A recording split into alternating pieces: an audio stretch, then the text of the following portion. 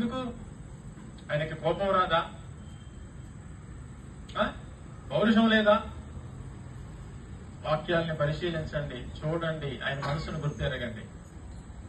ఎందుకు ఆయనకి సీము లేదా? నెత్తురు లేదా ఆయనకి? నువ్వు వద్దన్నా కూడా నీ వెనకాల వస్తాడు ఆయన. బైబిల్లో ఉంది కదా, ఆ దినమెల్లా నేను చేతులు చాపుతున్నాను అంటాడు. హృదయం అనే తలుపు ఎదుట నేను బయట నుంచోని.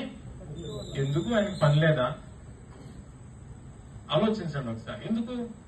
చూడండి, దేవుని యొక్క కృప, దేవుని యొక్క ప్రేమ ఒక మనిషిని ఎంతవరకు వెంటాడుతుందనంటే ఆ మనిషి తుది శ్వాస విడిచేంత వరకు వెంటాడుతూనే ఉంటుంది.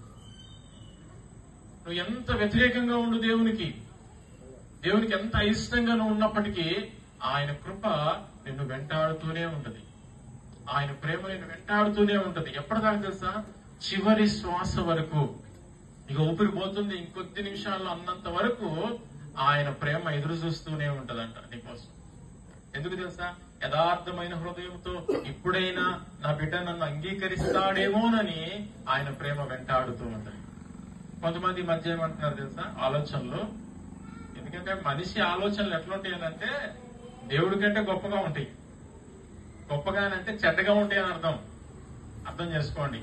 ఓకే, నాకు ఇప్పుడు 30 సంవత్సరాలే కదా, 40 సంవత్సరాలే కదా, చూద్దాం. చచ్చిపోయే ముందు, గుట్టుక్కుమనే ముందు ఏసయ్య దేవుడు అన్నట్టు అయిపోతుంది, పరలోకం వెళ్ళిపోతా అనే చెడు ఆలోచనతో నిజంగా అట్లాంటి వాళ్ళు కూడా ఉన్నారు. కానీ ఏ హృదయంతో దేవుడు అంగీకరిస్తాడనేది కూడా చాలా ప్రాముఖ్యం కదా. చూడండి, మనం తప్పిపోయిన కుమారుడు గురించి బైబిల్లో మనం చూస్తాం. తప్పిపోయిన కుమారుడు తన ఆస్తి అంతా తీసుకొని వెళ్ళిపోతాడు. ఆయన పరిస్థితి ఏమవుతుంది? ఆఖరికి పందులు కాసే పరిస్థితి వస్తుంది. పందులు తినే పొట్టుతోటి కడుపు నింపుకుందామని అని ఉద్దేశిస్తాడు, ఆలోచిస్తాడు. కానీ దొరికిందా? అక్కడ ఒక మాట ఉంటది, అతడు ఒకరి చెంత చేరేను అనే మాట ఉంటది బైబిల్లో, ఆ వాక్యాల్లో. ఎవడు వాడు? తండ్రిని వదిలిపెట్టాడు, ఇంకెవడు ఉన్నది? సాతాను. దేవుడు కాకుండా ఈ లోకంలో నీకు ఇంకొకడు ఉన్నాడంటే వాడే. మన ఇష్టానుసారంగా విచ్చలవిడిగా మనం ఇష్టానుసారంగా చేస్తున్నామనంటే, దేవుడిని వదిలిపెట్టామనంటే, తండ్రిని వదులుకొని బయటకు వచ్చేసాడు. నెక్స్ట్ వాడి దగ్గరికి వెళ్ళాడు, ఒకరి చెంత చేరాను. వాడేం చేశాడు తెలుసా? పందుల దగ్గర వాడిని కావలిగా పెట్టాడు. చూడండి, పందులు అర్థమవుతుంది వాక్యం. ఇంకా వేరే దగ్గర పెట్టొచ్చు కదా, దేవుడు పందుల్ని ఎందుకు చూపిస్తున్నాడు?